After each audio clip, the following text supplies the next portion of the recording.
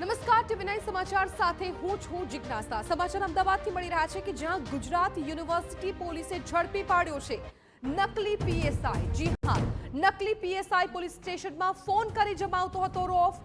નકલી પોલીસે આરોપીને પકડવા તેના ઘરે જવાનો કર્યો ફોન। પીએસઓને શંકા જતા તપાસ કરતા આખો ભાંડો ફૂટી ગયો। આરોપી સામે અગાઉ પણ નકલી ઓળખ આપ્યાનો ગુનો દાખલ કરવામાં આવ્યો। પાટણ, મહેસાણા અને અમદાવાદમાં પણ નોંધાયેલા છે આ આરોપી વિરુદ્ધ ગુના।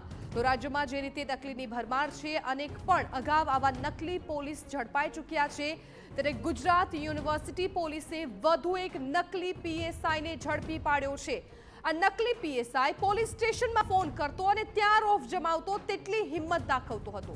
નકલી પોલીસે આરોપીને પકડવા તેના ઘરે જવાનો ફોન કર્યો હતો।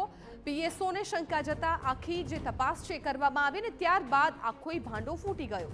આરોપી સામે આ પહેલો ગુનો નથી, આ અગાઉ પણ અનેક ગુના નોંધાઈ ચૂક્યા છે, કેમ કે નકલી ઓળખ આપીને તે આ પ્રકારનું કૃત્ય કરતો હતો, જેના અગાઉ પણ અનેક ગુના દાખલ થઈ ચૂક્યા છે।